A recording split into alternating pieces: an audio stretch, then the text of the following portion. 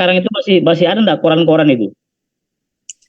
Kalau koran-koran sepertinya masih ada sih Pak, Masih yang ada ya? dia dijual di pinggir jalan di lampu merah gitu Pak. Oh gitu. Ya kalau dulu, ya dulu kan kalau kita umpamanya butuh butuh sesuatu, umpamanya katakan butuh produk, ya kadang biasanya kan dulu lewat koran itu ya salah satunya. Iya, Umpamanya butuh rumah atau kendaraan, itu biasanya mereka iklan di bagian halaman terakhir itu, koran ataupun majalah ya. Sekarang kan sudah jarang kita lihat ya, makanya saya tanya apakah masih ada sekarang yang jual koran itu. Karena saya jarang melihat orang jual koran. iya Bahkan Pak. kita, iya masih ada ya. Iya, cuman peminatnya mungkin lebih carinya di media sosial sih Pak. Macam media sosial ya. Ya, itu kan berarti kan sudah terjadi pergeseran ya, Iya Pak. pergeseran bahwa informasi sekarang ternyata lebih lebih mudah mencarinya dengan menggunakan apa namanya internet dan sebagainya tadi. Iya Oke, Pak, benar. oke. Ya itu ya. Jadi memang sekarang pergeseran cukup luar biasa ya. Sehingga yang ada dengan hilangnya apa dengan kurangnya minat orang untuk membaca koran sekarang itu karena sudah beralih ke internet, itu kan menjadi dampaknya adalah salah satu mengurangi lapangan kerja juga ya. Kalau dulu banyak penjual koran ramai di pasar, di simpangan lampu merah dan sebagainya, sekarang sudah hampir tidak kita lihat, jarang kita temukan. Oke, contohnya juga ini ya, ini pencarian informasi yang melalui internet. Ya, sekarang kita butuh butuh apapun, kita tidak usah ke pasar, tidak usah ke toko, cukup dengan uh, mencari lewat internet. Ya, kalau mau makan sekarang kan tidak usah lagi ke warung ya. Kita butuh nasi padang misalnya. Butuh nasi padang ya kita cukup mencarinya lewat apa namanya? Sekarang itu GoFood ya. Sekarang mencari GoFood. Nah, itu bisa di sana ada berbagai macam pilihan. Yang menu yang kita butuh, yang kita inginkan, cukup dengan hanya dengan duduk-duduk saja, GoFood bisa mengantarkan ke tempat kita. Tinggal kita hanya menambah pengurus pengiriman saja. Itu semakin mudah ya. Jadi sekarang mencari informasi cukup cukup mudah. Tidak usah banyak bertanya kemana-mana, cukup searching saja di internet, kita sudah mendapatkan informasi produk-produk apa yang kita inginkan. Kemudian masuk kepada evaluasi alternatif. Setelah mendapatkan informasi tentang produk yang dibutuhkan, maka konsumen tersebut berusaha untuk melakukan evaluasi alternatif. Ya, ini saya contohkan banyak smartphone. Bisa juga produk lain ya. Kita mencari mereknya ya. Mereknya apa, ya, kualitasnya apa, harganya berapa, tempatnya di mana. Nah, di sini saya contohkan misalnya smartphone. Tapi pada prinsipnya eh, produk apapun itu ini yang kita cari. Ya, mau beli pakaian misalnya, pasti yang dilihat itu mereknya dulu nih. Ya kan? Lihat dulu mereknya, kemudian mempertimbangkan kualitasnya. Ya, baru melihat harga. Ya, ingin mau beli merek yang brand yang terkenal, ya kan? Sudah tahu bahwa brand terkenal itu kualitasnya bagus. Ya. Kemudian yang menjadi faktor penting utama adalah harga. Mampu ndak harga yang diterapkan itu mampu ndak kita membelinya. Nah, di situ persoalannya. Yang pada prinsipnya semua orang kan punya keinginan untuk eh, memiliki barang-barang yang brand itu ya. Nah, cuma kan lihat lagi dari kemampuan ekonomi. Sanggup enggak kita untuk membelinya. Kemudian tempatnya di mana? Ya, kita sudah tahu mereknya, kita sudah kualitasnya, kita sudah harganya, kita mampu membeli. Sekarang tempatnya di mana? Ini adalah alternatif-alternatif yang ada yang dalam pemilihan sebuah produk ya tempatnya. Apakah di Samarinda? Nah, kalau di Samarinda di mana dia? Ya kan? Di toko kah atau di di mall kah atau di mana? Jadi kita sudah mendapatkan informasinya. Tinggal sekarang kita mau memutuskan untuk membeli atau tidak. Nah, nah ini satu contoh dari evaluasi alternatif. Dari informasi yang telah diperoleh konsumen tadi mengenai smartphone tadi atau produk lain misalnya, maka konsumen diharapkan pada 4 pilihan, yaitu sesuai dengan kebutuhan dan keinginan, sesuai tidak. Oh sudah sesuai. Nah, kemudian kita membanding-bandingkan keunggulannya, ya kan? Ya sama juga kita butuh obat itu ya kita bandingkan juga bagaimana kualitasnya. Ada berbagai macam jenis obat, nah, tinggal kita pilih yang mana yang unggul gitu ya. Saya berusaha untuk membandingkan keunggulan dari setiap produk. Salah satu yang menjadi perhatian konsumen adalah harga. Ya, harga ini menjadi pertimbangan penting ya. Kemudian ya setiap orang kan memilih harga mana yang akan dibeli, yang mampu ya, seperti itu. Pokoknya biasanya itu kalau contoh kecilnya ya, ketika kita ingin pertama kali mau masuk kuliah, ya kan begitu ya, kita berada di suatu daerah tertentu, ya kita butuh kendaraan bermotor misalnya, sepeda motor itu, ya. Kita sudah mempertimbangkan membeli motor bekas atau membeli motor baru. Nah, kita lihat kalau motor bekas itu paling hanya beda 2 sampai 3 juta ya, tergantung tahunnya. Ya. Kita lihat membandingkan apakah membeli bekas atau yang baru.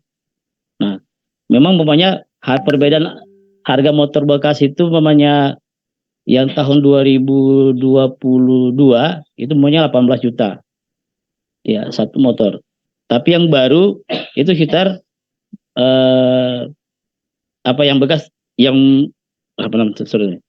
yang bekas misalnya 18, terus yang baru itu sekitar 21 atau 20 juta. Nah, kalau yang bekas 18, tapi kan memang dari sisi harga memang murah, tapi kan itu bekas pakai. Ya, bekas pakai kita tidak tahu bagaimana kualitasnya. Yang baru memang mahal dia tadi ya, dari segi harga 22 juta atau 21 juta. Tetapi dari sisi kualitas sudah terjamin. Dia masih baru. Ya. Nah, disinilah salah satu pertimbangan-pertimbangan alternatif yang perlu dipenuhi oleh konsumen, apakah bagaimana dia dalam membuat sebuah keputusan untuk membeli suatu produk. Ya, seperti itu. Ya, sama halnya juga orang kan pengen banyak orang ingin berobat ke luar negeri ya. Ya, pengen berobat ke luar negeri tapi tidak dia banding lagi punya uang apa enggak gitu. Kemudian sanggup enggak dia untuk ke sana, dia bandingkan pengeluaran penginapannya, biaya konsumsi sana, transportasinya dibandingkan dengan di Indonesia. Di Indonesia memang enggak dari sisi ini kan murah, tapi kan jaminannya mungkin kurang ya. Nah, di sini salah satu juga menjadi sebuah pertimbangan. Mau di mana? Di dalam negeri atau di luar negeri? Contoh seperti itu. Nah, setelah konsumen melakukan evaluasi alternatif strategis, maka selanjutnya konsumen akan membuat yang namanya keputusan membeli. Dalam hal ini konsumen dapat mengambil beberapa sub keputusan sesuai dengan kriteria diri yang meliputi merek, ya, pemasok, jumlah, waktu pelaksanaan, metode pembayaran. Sekarang kan metode pembayarannya sudah macam-macam ya, bisa bayar lewat bukan hanya cash, bukan langsung cash ya, bayar bisa transfer gitu,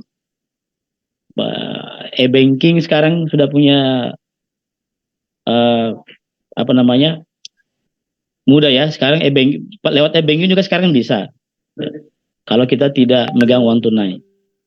Kalau tidak e-banking ya kita cukup ke ATM untuk melakukan transfer eh, uang ke penjual.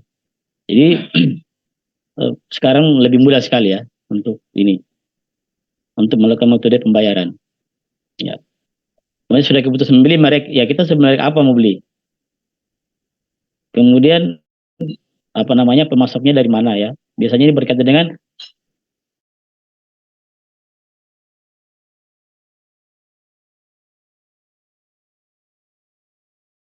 pembelian. Setelah konsumen membeli produk, maka konsumen melakukan evaluasi apakah produk yang dibeli itu sesuai dengan harapan atau tidak.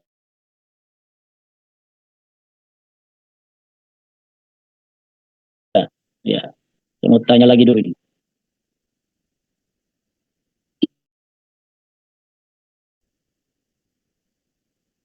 Halo, mana Mutiara Fitriani?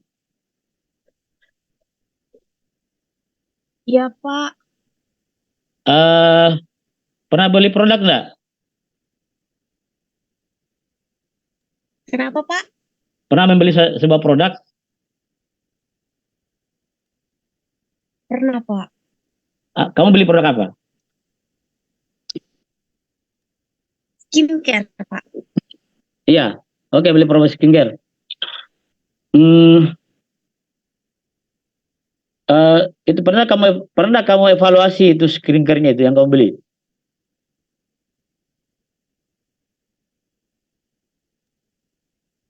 Iya, Pak, dievaluasi. Apa yang kamu evaluasi?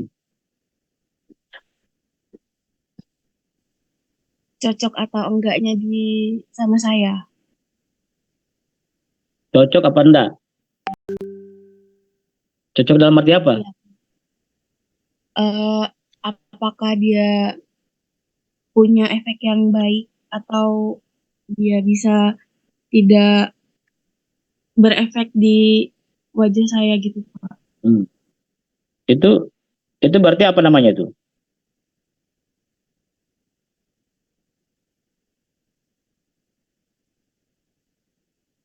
Berarti itu adalah eh, harapan kan dan keinginan kan? Ya, Iya, benar, Pak. ya. Artinya sesuai enggak dengan harapanmu ketika dipakai, punya efek enggak? Ya kan? Pokoknya tadi harapannya banyak berjerawat gitu. Ketika dipakai atau ada plek hitam misalnya di wajah gitu, ketika dipakai kok udah hilang-hilang, atau bahkan menimbulkan efek yang tidak diinginkan.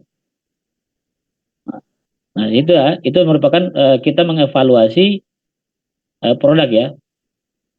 Nah, tentu kalau setelah umpamanya gini, oke, setelah itu evaluasi kamu sesuai, apa yang ada di dalam pikiranmu?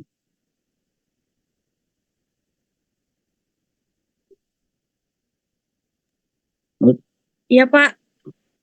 Nah, setelah kamu evaluasi tadi ternyata sesuai harapan dan keinginan kamu terhadap Iya, screener tadi. kalau misalnya sesuai, Pak, saya sampaikan ke teman-teman saya. Kalau misalnya teman saya tanyakan, kok mukamu cerahan, kok mukamu Hmm, udah bebas hmm, jerawat. Jadi nanti saya sampaikan ke teman saya, iya saya pakai produk ini, skincare hmm, ini, hmm, biar teman-teman saya juga coba ini, Pak. ya. Oke, penyemain kamu itu apa namanya? Kalau apa namanya itu? Kamu sudah sampaikan tadi, ya kan? Rekomendasi, Pak. Rekomendasi, ya, rekomendasi. Yaitu rekomendasi kan berarti ketika kita merekomendasi itu berarti itu namanya ada kepuasan ya. Puas kan kamu pakai? Insya Allah puas, Pak. Insya Allah puas. Nah, itulah salah satu bentuk ya. Jadi kamu sebenarnya sudah mempraktekkan yang namanya perilaku konsumen. Bahwa tadi eh, Mutiara membutuhkan skincare, ya tidak?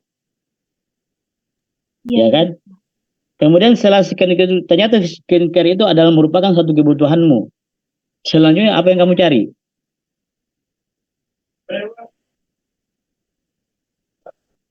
Saya mau gali pemahaman kalian dulu. Kamu butuhkan informasi, butuhkan apa tadi? Eh, Skincare. Setelah itu apa?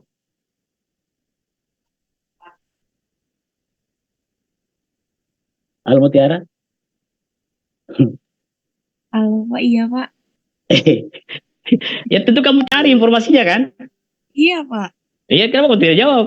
Kamu butuh, Iya, iya kan? iya Pak. Saya cari dulu informasi eh, produk skincare yang sesuai sama kondisi wajah saya tuh yang gimana gitu Iya, kan. iya kan? Iya Pak. Ya, jadi kamu kan butuh skincare, Ya, cari, ya kan? Di ya, mana sesuai yang kamu mau kan? Kan ya. kemudian, nah setelah banyak skincare tadi kamu gitu kan, kemudian di situ kan apa namanya? eh Skincare itu banyak ya, bukan hanya satu jenis ya, berbagai macam jenis kan, dengan kualitas yang berbeda-beda, ya kan? Iya, Berarti apa? Nah, dari perbedaan tadi itu apa namanya? Pencarian apa?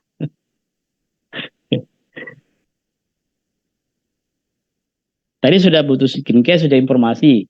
Ternyata skincare itu banyak sekali, ya kan? Selanjutnya apa? Sudah cari informasi, kemudian apa? dibeli Pak. Ya, berarti dibeli itu sudah merupakan apa?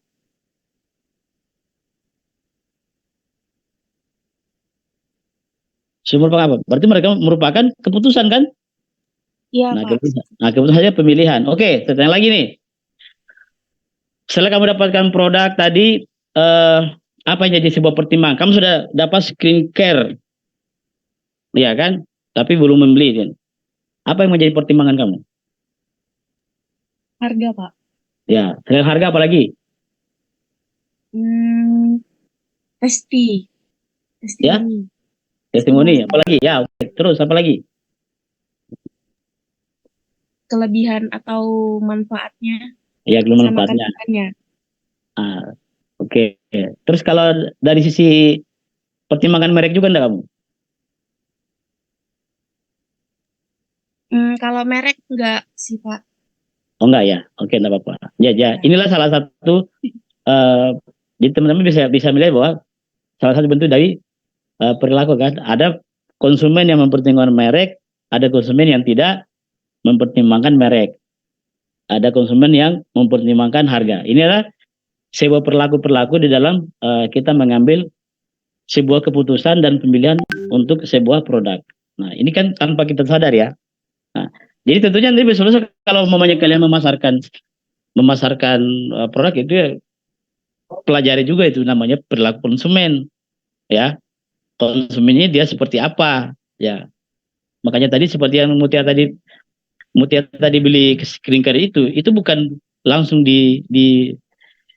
diproduksi itu barang ya kan, tapi mereka berdasarkan riset dulu, riset konsumen. Apakah ini bisa laku tidak ketika dijual? Ya, oke. Terima kasih Mutiara ya. Oke, kita lanjut lagi.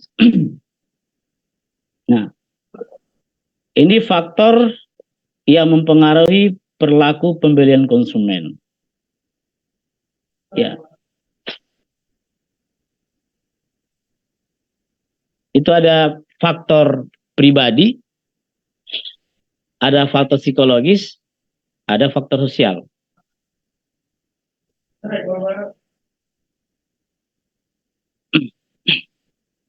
Jadi itu ada faktor pribadi. Jadi ada tiga faktor ini yang ketika eh, seorang konsumen itu apa namanya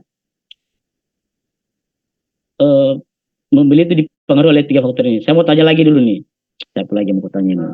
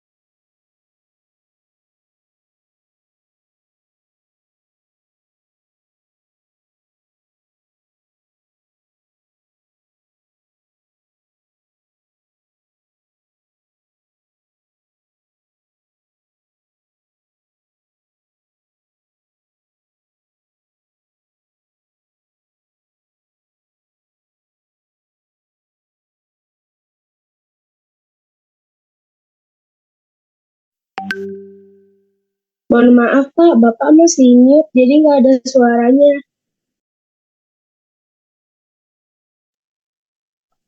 Oke, oke, oke. Sorry, sorry.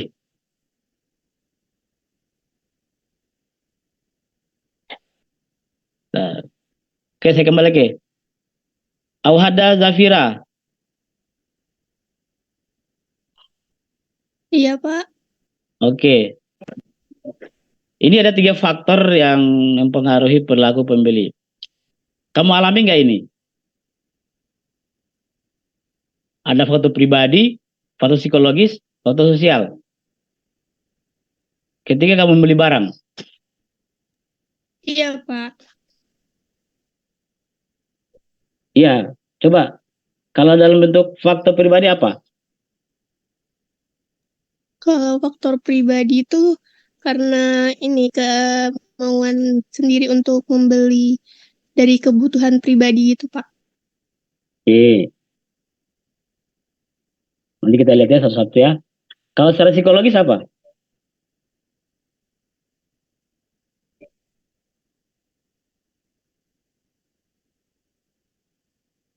Nggak bisa.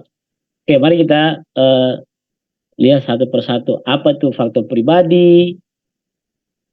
Apa itu faktor psikologis? Apa itu faktor sosial ya? Ketika eh, kita membeli sebuah produk itu ada 3 faktor, tapi ini akan dijabarkan lagi beberapa bagian ya. Masing-masing bagian ini punya punya bagian tersendiri, punya subbagian. Ya, mari coba kita lihat.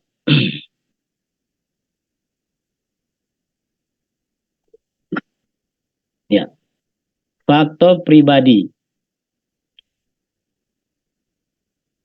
Itu ada situasi ekonomi, ya, ada gaya hidup, kemudian ada siklus. Ya, jadi situasi ekonomi. Coba kita apa situasi ekonomi? Ya, itu situasi ekonomi itu dapat ya mempengaruhi ya pola konsumsi seseorang. Seseorang yang punya ekonomi menengah tentu akan berpengaruh terhadap kebutuhannya. Begitu pula dengan seseorang yang ekonomi bawah dan ekonomi atas. Ya, ya seperti yang saya terangkan dulu di apa namanya materi awal, bahwa di daerah Pramuka itu semua makanan jual Pramuka itu ada disesuaikan dengan kondisi ekonomi, karena konsumennya adalah rata-rata mahasiswa. Ya, sehingga harga-harga yang berlaku di sana ada harga bagaimana yang masih bisa jangkau. Ya, kalau harga ditempatkan di situ adalah harga yang tinggi, rata-rata orang pekerja, tentu itu akan eh, kurang laku ya di sana ya. Jadi situasi ekonomi itu akan mempengaruhi ya. Nah, di sini saya contohkan Pak Jam seorang direktur dan Robert seorang bawahan dan karyawan biasa yang berbeda dalam memilih produk dan keputusan membeli. Misal Pak Jam memilih sebuah mobil dan Robert memilih sepeda motor untuk kendaraan sehari-hari. Ya, karena si James ini adalah seorang direktur mungkin, ya dia ke kantor pakai kendaraan berdemat. Sementara si Robert ya dia cukup dengan membeli sepeda motor. Nah, ini salah satu eh, contoh ekonomi. Orang yang kaya uang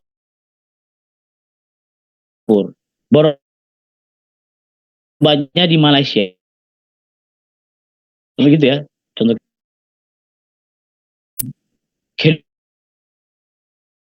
puskesmas akan atau mungkin hanya karena kenapa tidak punya uang yang banyak untuk mungkin masuk rumah sakit, berobat di rumah sakit, nah, atau berobat di puskesmas, cukup dengan mantri aja dia. Atau mungkin ada juga yang cukup sudah kalau pening-pening sudah ke tukang urut aja deh sembuh, contoh begitu ya.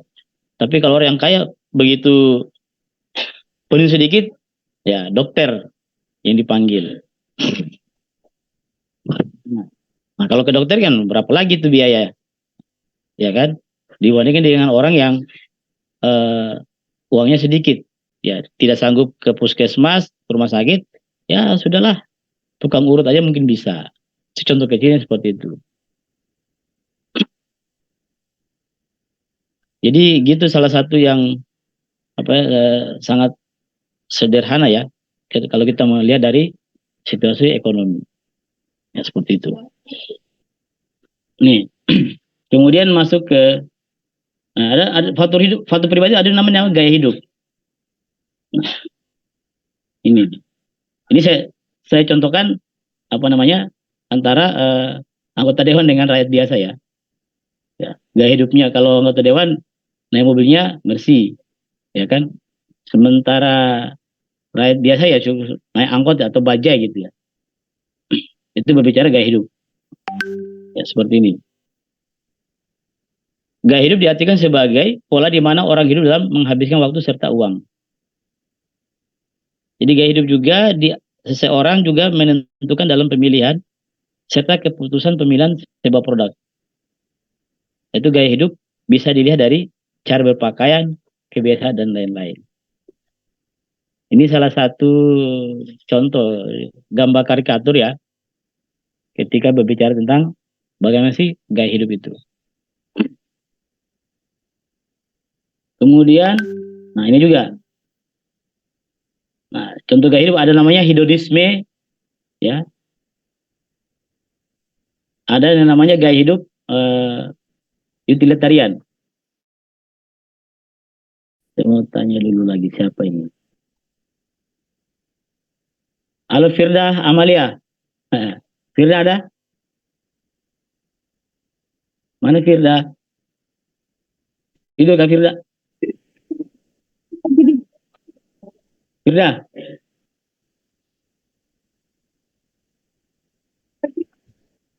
Kok seorang putus-putus?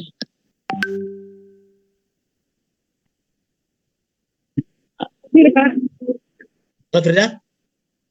Ya,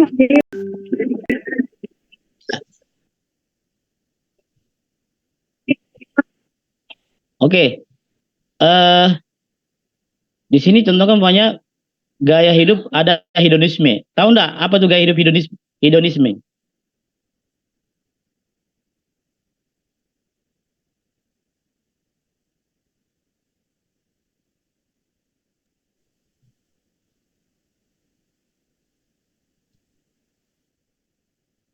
Halo Firda.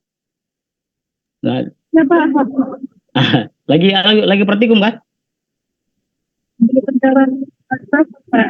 Ya? Suaramu ya, putus-putus.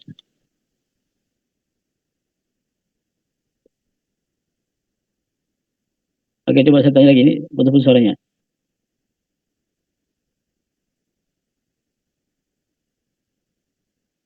Solia, mana Solia?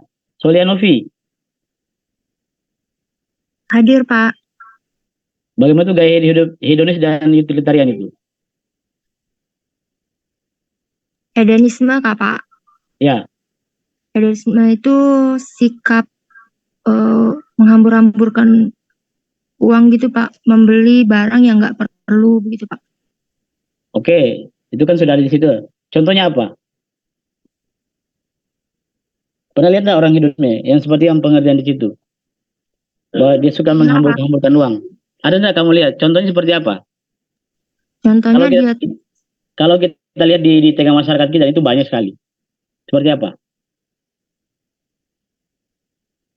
Contohnya dia tuh nggak misalnya beli barang, misalnya baju. Sebenarnya dia sudah punya baju di rumah, tapi dia beli lagi gitu loh Pak.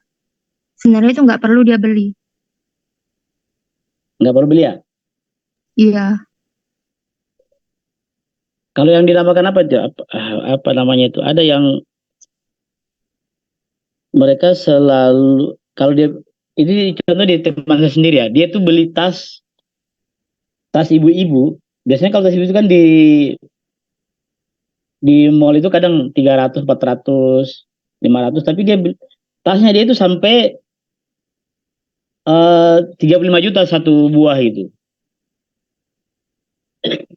Apa namanya itu? Saya lupa namanya. Ada istilahnya itu. Kalau yang kita lihat sekarang seperti contohnya kemarin tuh kasus apa namanya itu, Rafael ya, yang beberapa waktu yang lalu itu salah satu contoh gaya hidup hedonisme ya. Itu tasnya itu ada sampai miliaran, ya kan? Eh, kaum sosialita, ya kan? Nah, seperti kaum sosialita. Pernah lihat nggak kaum sosialita? Pernah, Pak. Di, bagaimana kamu lihat apa namanya kehidupan mereka? Ya, mereka suka pakai barang-barang mewah gitu, Pak. Ya, yang branded ya. Iya. Nah, itu ya. Yang seperti saya punya teman seperti itu satu orang ya. Dia beli tas itu harganya 35 juta. Terus kita sudah satu hari keliling kota Surabaya, eh, ternyata saya lihat, wah ini sebenarnya biasa aja, tapi ya namanya sosialita ya, mereka suka yang branded sekarang, suka yang tas yang bermerek gitu. Oke, kalau yang utilitarian seperti apa?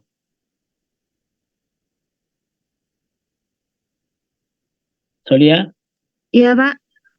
kalau yang utilitarian seperti apa dia? Dia menggunakan uangnya itu ya seperlunya gitu loh, Pak. Hmm, Keluarnya seperlunya. Seperti apa uang seperlunya itu?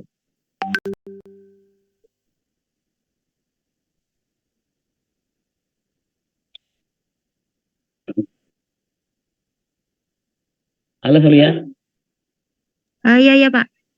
yang Misalnya tuh ah, ya dia misalnya kalau beli barang itu ya seperlunya dia yang mau dia gunakan gitu. Yang dia nggak gunakan ya dia nggak beli gitu, Pak. artinya yang dia butuhkan, kemampuannya dia butuh. Hari ini saya butuh makan, berarti hanya beli untuk makan, gitu kan? Iya, benar, Pak. Mungkin butuh makan pun mungkin dia sehari-hari tidak beli makan di warung, mungkin cukup beli beras atau masak sendiri kan gitu ya. Nah, jadi beli pakaian juga ya, mungkin pada saat lebaran baru beli pakaian, dan setiap hari beli pakaian. Ya, ya itu kalian sudah di sini sudah bisa bisa apa namanya, bisa membedakan tentang bahwa kebutuhan orang itu, keputusan beli seorang itu dia juga dari gaya hidup tadi ya. Lihat, ada gaya namanya hedonisme dan gaya hidup utilitarian. Nah, ini salah satu bentuk dari perilaku manusia ya. Tetapi dari sisi pemasaran, ini sangat merupakan suatu peluang ya. Karena apa? Karena konsumennya aja, pasarnya ada. Ya, dari sisi pemasaran itu dia tidak melihat hedonisme, tidak melihat utilitarian, tapi dia lihat apa yang diinginkan. Jadi kalau kita sudah bicara keinginan itu sudah arahnya ke sana ya, arahnya ke hedonisme. Umpamanya seseorang butuh mobil, ya cukup mobil kan bisa banyak yang murah gitu kan. Tapi dia ingin beli mobil yang mahal, yang mungkin harganya sampai puluhan miliar. Nah pertanyaannya, ini adalah pasarnya ada, ya ada. Ya, contoh kalau kita mau tahu contohnya tuh barang-barang yang mewah itu dia sifatnya limited edition, stoknya terbatas. Ya, ketika nanti ada yang pesan baru apa namanya dibuatkan seperti itu. Kalaupun lebih dia buat hanya beberapa unit. Nah, jadi produsen itu melihat itu peluang. Oh ternyata manusia itu ada yang memiliki gaya hidup hedonisme. Ya. branded. Nah, dibuatlah brand yang terkenal, seperti kalau dalam produk kita lihat kayak Ferrari, Lamborghini, ya kan begitu ya. Itu contoh sederhananya itu. Itu kan sangat terbatas ya, tidak terlalu banyak orang menggunakan itu untuk kebutuhan pribadi. Bahkan yang orang juga ada yang memiliki jet pribadi, ya. Dari sisi transportasi kan tidak mungkin tiap hari dia jalan pakai pesawat tuh, tapi dia punya jet pribadi gitu loh. Padahal sebenarnya kalau mau berpergian juga menggunakan transportasi umum ya, pesawat komersial yang lainnya.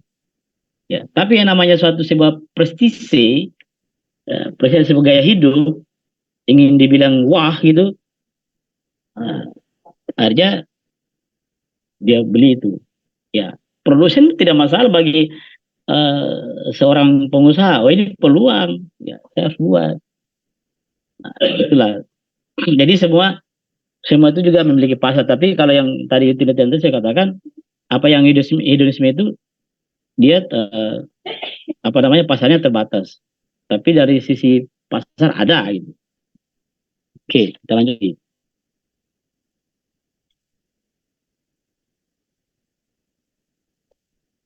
Kemudian faktor pribadi juga ada namanya umur dan siklus hidup. Keperluan akan produk barang dan jasa disesuaikan dengan siklus hidup konsumen, seperti makanan dan minuman, pakaian, perabot rekreasi yang berhubungan dengan umur, memilih juga dibentuk oleh family life scale. Ya. Nah ini kita lihat di gambar di sini siklus kehidupan manusia itu mulai dari cabang bayi, ya, mulai dari sel telur yang kecil, kemudian berkembang terus berusaha menjadi bayi, lahir jadi bayi, kemudian menjadi anak-anak, ya, remaja, dewasa, tua, mati, dan begitu. Jadi semua ini memiliki kebutuhan yang berbeda-beda, tidak sama, ya. Kebutuhan dan cabang bayi ya kebutuhannya adalah nutrisi gitu, gizi yang dibutuhkan oleh dia melalui siapa? Melalui ibunya, ya. Makanya disiapkan juga kebutuhan cabang bayi itu ada berupa gizi dan lain sebagainya tadi, berupa vitamin supaya di dalam kandungan dia sehat. Jadi manusia itu sejak dalam kandungan sudah, kalau kita dari psikologi sudah memiliki kebutuhan gitu loh. Nah, begitu dia lahir, seorang manusia itu punya kebutuhan. Apa?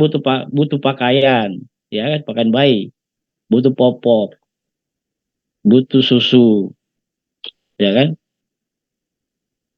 Ya, seperti itu. Jadi dia punya kebutuhan juga dia. Nah, begitu dia dari bayi ke anak-anak, lain lagi kebutuhannya, ya kan? Ketika dia sudah bisa jalan gitu, sudah bisa bermain, tertawa dan sebagainya, kebutuhannya beda sudah. Dia butuh apa namanya, teman-teman yang lain banyak gitu. Butuh dari sisi kebutuhan hidupnya dia eh, sudah berbeda dengan masih bayi. Ya. Kalau dari sisi permainan, ya mungkin yang kayak perempuan itu butuh boneka gitu, ya, untuk dia bermain. Yang laki-laki butuh mobil-mobilan untuk dia bermain. Nah, ketika dia beranjak remaja, lain lagi, ya, sudah tahu di model. Nah, seperti remaja seperti yang anak SMA, ya kan, mau masuk dekat-dekat mau lulus itu, mau masuk kuliah itu punya gaya hidup yang beda dengan masih kecil. Dia sudah pandai bersoleh, ya. Ketika anak wanita sudah mengajar remaja pandai bersoleh, dia butuh yang kosmetik, ya kan begitu. Butuh baju yang model, ya, aksesoris supaya apa? Dia bisa pede ya tampilnya. Begitu dewasa dan lagi dia pikirannya. tidak akan sama lagi dengan dia masih remaja. Kemudian tua, ya kita kini semua akan mengalami. Ketika kita tua tidak cocok lagi kalau kita mau kembali seperti masih remaja ya. Sudah lain lagi. Ya, ketika kita tua ini apa? Tua itu harapannya berdoa terus, ya kan? Ya, berdoa bertaubat, istilahnya gitu kan. Karena apa? Dia menghadapi namanya kematian. Ternyata setelah mati orang masih butuh apa? Sekarang saya mau tanya dulu nih. Siapa yang saya tanya ini? Mercy, kelas B. Halo Mercy, mana? Mercy, Iya, Pak. oke. Coba uraikan kira-kira dari siklus ini apa yang kamu alami? Sama enggak? Iya, nganu, Pak. Ketika Eh, kamu Iya, Pak. eh, ketika kamu masih umur anak-anak, apa yang kamu butuhkan pada waktu itu? Untuk mendukung Ingat, pertumbuhan kita, Pak, maksudnya. kamu masih seperti ketika masih kalau baik-baik kan oke, butuh masih apa namanya? Sepenuhnya dari orang tua yang menyiapkan segala sesuatunya. Setelah kamu anak-anak, biasanya kan punya permainan, masih ingat enggak? Permainan kamu di masa lalu. Permainan kayak Barbie gitu, Pak. Iya kan, punya kan? Ketika masih umur-umur 5-6 tahun kan? Masih ingat enggak apa yang kamu mainkan waktu itu? Ingat, Pak, kayak main main karet, main kelereng kayak gitu, Pak. Oke, main itu kan masih ketika kamu usia usia remaja, mungkin sudah SMP, SMA, masih main kelereng enggak? Enggak, Pak. Yang enggak kan? Sekarang masih main kelereng? Enggak, Pak. Kan lucu ya, kan sudah tidak lagi kan? Ya, oke, saya mau tanya deh. Kemudian nanti suatu saat kita akan tua, kemudian eh, meninggal. Orang meninggal ada kebutuhan tidak? Tempat pemakaman kayak gitu. Ya, pernah jenguk orang meninggal enggak? Pernah, Pak, kayak melayat. Ah, kamu pernah melayat, oke. Apa kebutuhannya orang meninggal itu? Peti mati, tempat Mm-mm. penguburan, tempat Apalagi, peristirahatan terakhir. apalagi masih ada tuh, apalagi? Apa ya? Berarti jarang kamu melayat ini. Kayak doa-doa gitu kan, Pak. Oke, oke, oke. Jadi istilah kita, meninggal orang butuh kain kafan, butuh tidak kain kafan, butuh kan? Itu, Pak. Ya, butuh kain kafan, butuh air, butuh sabun, kan harus dimandi itu, ya kan? Butuh kapur barus, bukan parfum lagi ya. Kalau masih hidup, kita tidak suka itu namanya kapur barus itu. Kalau pakai kemana-mana, kau bawa kapur barus. Ternyata begitu meninggal, kapur barus dibutuhkan, ya kan? Butuh apa? Butuh kembang-kembang, butuh peti, butuh ambulans. Jadi manusia itu tidak terlepas, sampai mati pun masih ada kebutuhannya. Ya, kalau sudah di akhirat, itu sudah bukan urusan kita. Nah, itu salah satu anunya ya. Coba mari kita lihat. Nah, ini sedikit ya. Ketika masih anak-anak, nah ini ya kan, perempuan itu yang anak wanita dia sukanya main boneka gitu. Ini umur 5 sampai 6 tahun, 7 tahun lah mungkin masih main-main boneka. Nah, kalau anak laki-laki gini nih, kalau cari laki-laki siapa ini? Akbar, mana Akbar? Halo,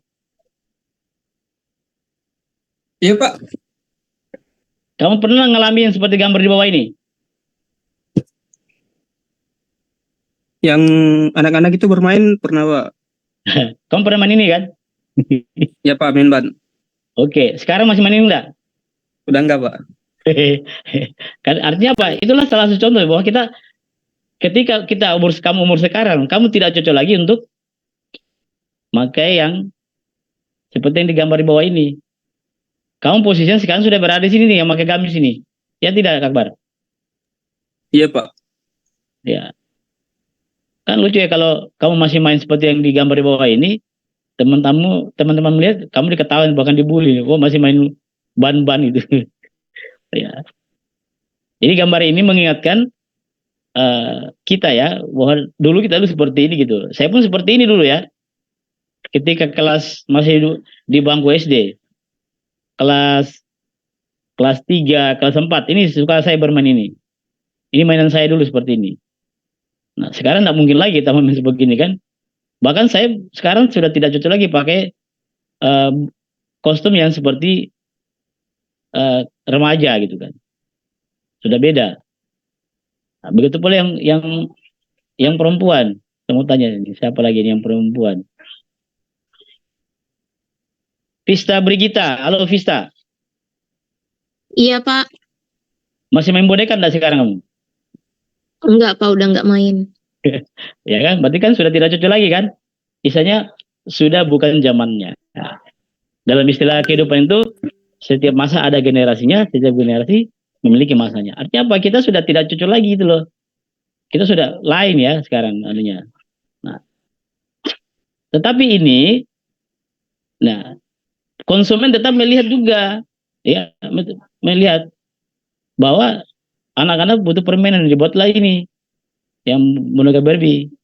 Kalau yang gambar di bawah laki-laki itu tuh ya lain ya. Itu nggak diproduksi itu untuk main yang beginian. Oke, kita lanjut lagi. Nah, sekarang kita masuk pada faktor psikologi. Nah, faktor psikologi itu ada berapa sih? Ada motivasi, ada persepsi, ada sikap, dan ada keyakinan. Nah,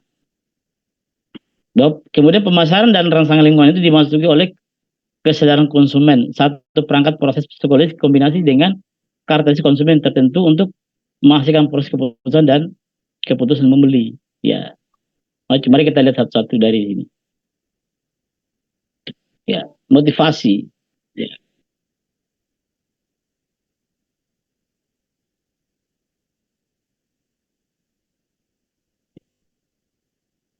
Ya ini motivasi ini adalah suatu penggerak atau dorongan dalam diri seseorang untuk melakukan dan mencapai suatu tujuan dalam pemenuhan kebutuhan untuk meningkatkan penampilan karena adanya tawaran menarik dari perusahaan. Ya, di bawahnya ada tawaran menarik dari perusahaan, umpamanya posisi suatu jabatan gitu. Nah, atau kalau bekerja di perusahaan ini kita mendapatkan penghasilan yang tinggi.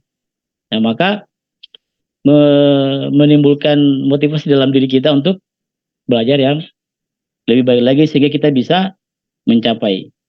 Ya, karena ada tujuan tertentu ya, apa namanya, seseorang itu untuk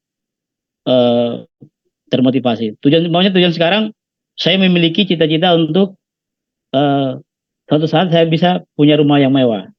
Ya, maka mulai dari sekarang kita termotivasi itu untuk belajar dengan baik, ya kan, untuk bagaimana bisa berpenghasilan yang banyak buat membeli tadi rumah mewah tadi. Nah, seperti itu.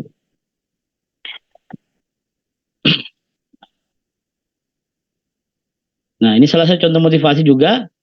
Seorang pengusaha kaya raya membutuhkan pengamanan ekstra untuk menjaga keamanan dirinya dalam rasa aman. Ya. Sehingga dia butuhkan apa nih? Seorang pengawal ya untuk keamanan dirinya. Ini dari sisi psikologis. Ya. Kemudian dari faktor psikologis juga ada namanya persepsi. Ya.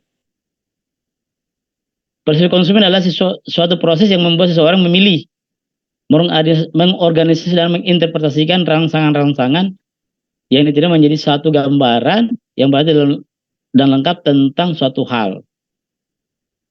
Nah, presisi bisa juga diartikan konsumen memilih mengatur dan menafsirkan informasi yang terkait dengan produk dan layanan dari sebuah perusahaan.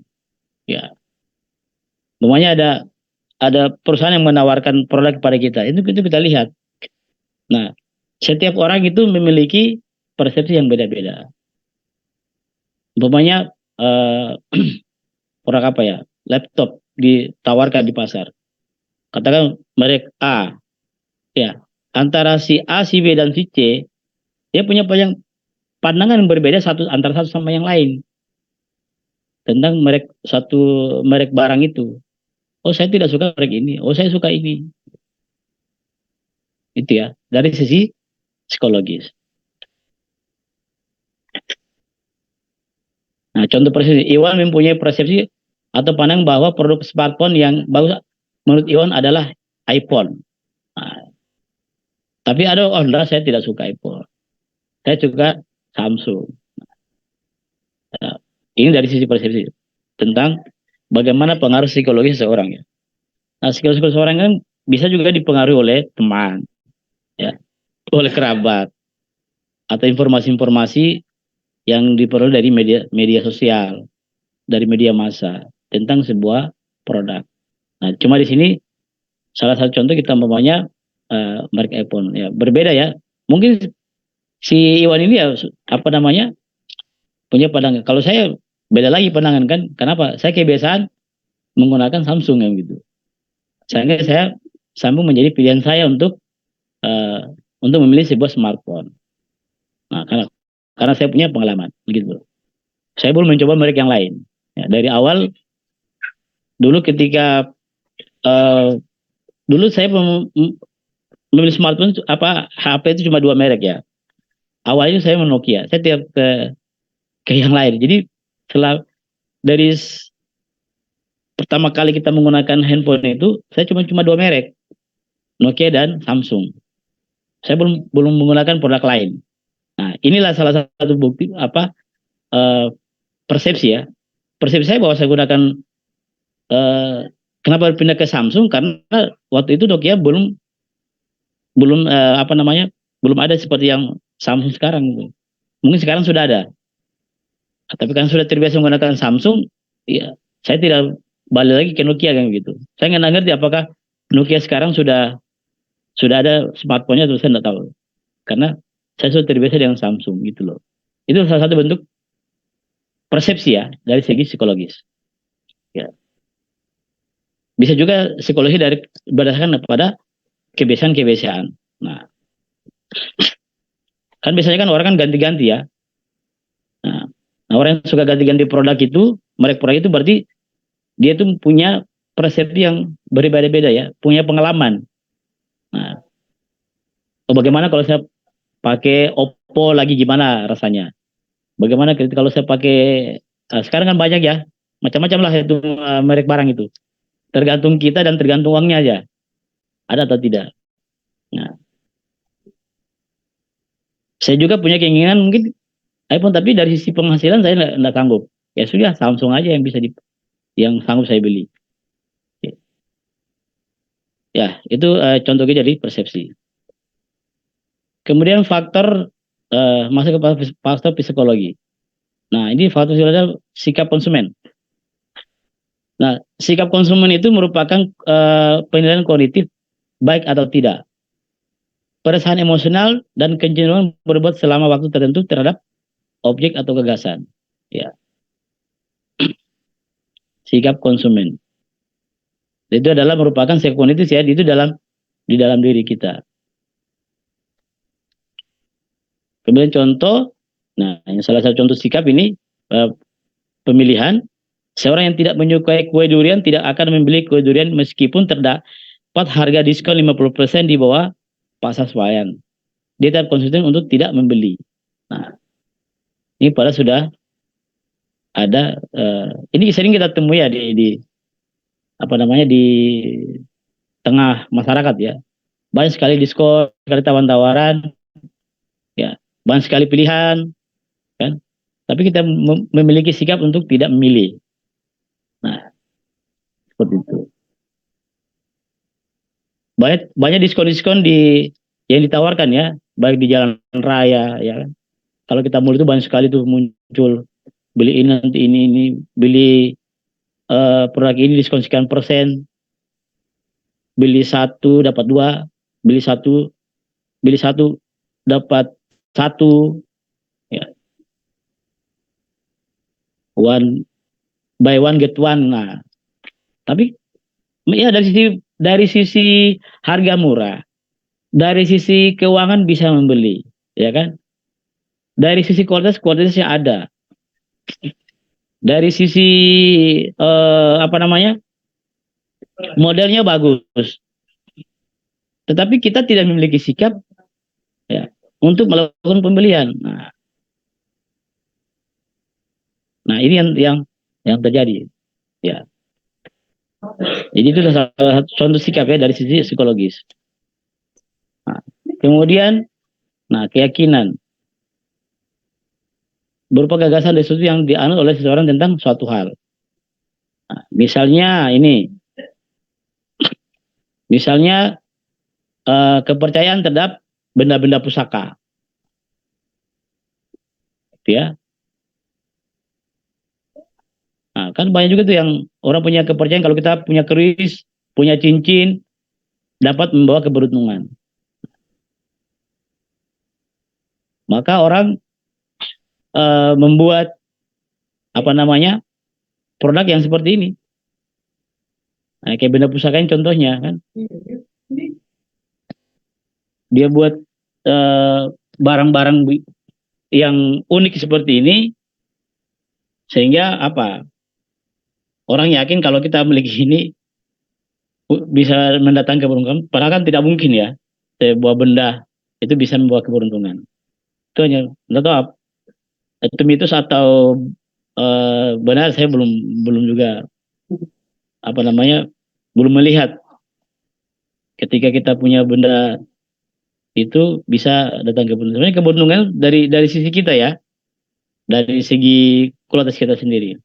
Nah, bagaimana kita bisa sukses itu sebenarnya tergantung dari diri kita. Tuhan tidak akan merubah nasib suatu kaum kalau kaum itu tidak merubahnya sendiri. Nah, artinya apa? Bahwa peluang-peluang ke depan itu banyak untuk kita maju, ya kan? Salah satu yang kita lakukan sekarang, yang Anda lakukan sekarang adalah dalam rangka melakukan namanya perubahan nasib. Ya, mungkin setelah lulus dari sini, mungkin lanjut apoteker, kemudian lanjut magister, bahkan sampai doktor. Suatu saat nanti, ya itulah yang membawa kamu merubah nasib, ya, bukan dengan sebuah benda-benda. Nah, jadi yang saat ini kita lakukan adalah dalam rangka meningkatkan kualitas diri. Ya, ketika kualitas Anda nanti bagus, maka di sana kan peluangnya besar. Entah mau jadi pengusaha atau mencari pekerjaan yang lebih layak. Nah, itulah kita merubah diri. Makanya di situ bahwa Tuhan tidak akan merubah nasib suatu kaum kalau kaumnya itu tidak merubah sendiri. Artinya apa? Kita tuh harus bekerja, ya. Kita harus bekerja, juga berdoa. Nah, seperti itu. Kemudian faktor sosial masuk. Nah, faktor sosial ini ada grup, ada keluarga, ada kelas sosial, ada budaya. Masuk. Nah, contoh grup. Seorang wanita yang suka berkumpul dengan teman-temannya ketika teman-teman sedang membicarakan produk kosmetik wadah lebih baik daripada merek tulip, maka ia akan lebih menyukai merek wadah dibandingkan dengan hal ini terjadi karena pengaruh grup dan teman-temannya. Ya, ini ya. Ini jadi grup itu bisa mempengaruhi keputusan untuk membeli sudah produk. Contohnya seperti guru-guru pengajian, ya kan? Mereka punya punya perilaku tersendiri tuh. Biasanya mereka eh, punya perilaku, pokoknya beli pakaian seragam sama-sama. Ya. Jadi grup itu bisa mempengaruhi perilaku kita. Grup eh, apa sekarang kan macam-macam grup ya. Dulu ada Harley Davidson punya grup tersendiri. Nah di situ biasanya pemilihan produknya itu hampir mirip. Karena ini ada sebuah kebersamaan. Punya grup motor apa sekarang ada itu. Banyak sekali, saya bisa lupa. Banyak sekali itu grup-grup itu. Ya. Ya mungkin salah satu contoh juga di kalian mungkin punya di kelas punya grup tersendiri, punya grup kelas. Kemudian di situ mungkin kalian punya kesepakatan untuk semuanya seragam itu. Contohnya yang contoh sederhana adalah BEM. Pengurus BEM itu kan grup itu. Ya, mereka juga punya apa namanya? Punya pemilihan-pemilihan terhadap produk itu maksudnya seragam BEM gitu kan. Kan mempengaruhi juga itu. Tentu seragam tadi kan bukan hanya begitu ada langsung begitu tapi apa namanya? Mungkin urunan atau bagaimana, mencari atau bagaimana sehingga terciptalah sebuah seragam tadi kan gitu. Menciptakan sebuah kebersamaan. Itu kan bahan makan dibeli juga itu ya. Pakainya kan dibeli. Nah, itu juga salah satu apa pengaruh grup di dalam pemilihan sebuah produk. Itu dilihat dari sisi sosial. Nah, kemudian dari sisi sosial juga ada namanya pengaruh keluarga. Ya, keluarga berperan penting dalam memberikan pengaruh dalam perilaku pemilihan.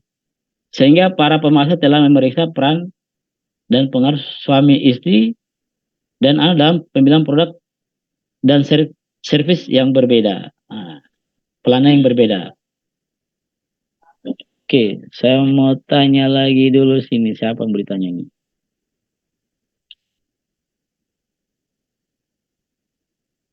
Tri Ratnasari. Halo? Ada enggak Tri Ratnasari? Hadir, Pak. Oke. Pernah kamu mengalami pengaruh keluarga dalam pemilihan sebuah produk? Ada, pernah enggak? Pernah, Pak. Ini kan di dalam pemilihan apa pemilihan keputusan membeli itu ada namanya pengaruh keluarga dari sisi sosial. Pernah tidak Tri mengalami hal ini di dalam keluarganya sendiri? Pernah, Pak. Hah? Pernah. Apa? Pernah, Bapak. Contohnya apa? Kayak membeli barang seperti baju atau Hmm. ya baju sih biasanya, Pak. Hmm. Apa yang itu pengaruh dari siapa? Dari ayah, ibu atau adik atau kakak? Dari ibu atau kakak yang perempuan juga. Ya. Ya, ternyata semua pernah ya mengalami. Namanya biasanya itu kalau kita melihat itu pada saat Lebaran atau hari Natal biasanya tuh ada satu keluarga itu seragam semua ada nggak? Kalian lihat? Ada, Pak. Nah, kan ada kan? Nah, itu salah satu contoh bahwa kita itu di dalam keputusan membeli itu ada juga dipengaruhi oleh keluarga. Nah, termasuk mungkin dalam pemilihan apa namanya umpamanya rumah gitu ya. Mau rumah seperti apa gitu. Kalau punya uang banyak gitu. Bapak tanya mau yang mana nih kan begitu atau mobil-mobil yang mana ini. Nanti akan ada masukan-masukan dari anggota keluarga. Kita lanjut lagi contoh ini sebentar sudah mau habis waktu kita. Nanti dibacakan saja ya. Nanti saya bagi kalian baca aja nih. Karena sudah mau habis. Nah, ini ada budaya ya dari foto sosial budaya. Nah, ini ada ada namanya pengaruh budaya seperti cara berpakaian ya. Kita sekarang di Indonesia itu sudah demam apa namanya? Demam Korea gitu. Ada Korean food, ada apa namanya? Korean fashion seperti ini yang ada di gambar. Nah, Tentunya kesimpulan bahwa mempelajari pelaku keputusan membeli konsumen bagi suatu perusahaan adalah merupakan hal yang penting untuk dilakukan karena membuat perusahaan mampu memahami kebutuhan dan keinginan pelanggannya secara tepat serta dapat memberi kepuasan kepada para pelanggannya. Disinilah, ini di situ. Jadi itu tadi. Bagaimana kita bisa memahami pelanggan kita, apa kebutuhannya, apa keinginannya. Nah, kalau kita sudah sanggup menjawab semua, maka akan tercipta namanya kepuasan pelanggannya. Oke, sekian dan terima kasih. Oke, untuk waktu yang tersisa sini coba daftar hadir dulu. Kelas A yang dipanggil on kamera.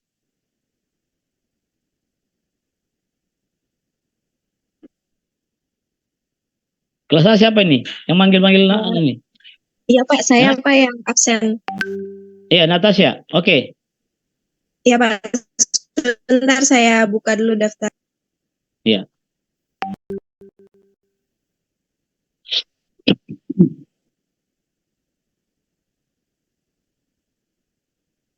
Yang dipanggil on kamera ya. Ya, bisa.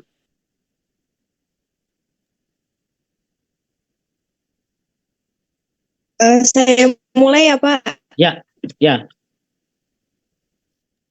Mika Dekria Asini, Hadir. Fitria Amelia, Hadir. Anissa Dwi Nurandini, Hadir. Ayudia Amanda, Hadir. Atika Febriana, Hadir. Nurul Fadilah, Hadir. Niluh Manik Putri Dewi Ningtyas, Hadir. Anissa Anismaul, Hadir. Meita Rika Amalia, Hadir. Anissa Pratami Hasdini, Hadir. Wina Risdayanti, Hadir. Setiawati Indah Sari, Hadir. Aprila Waranggani, Hadir. Meilani Widya, Hadir. Harisma Ainun, Hadir. Meisha, Hadir. Rima Hairunisa, Hadir. Hadir. Harfiani Safa, Hadir. Berliano Rezeki, Hadir. Silvi Maharani, Hadir.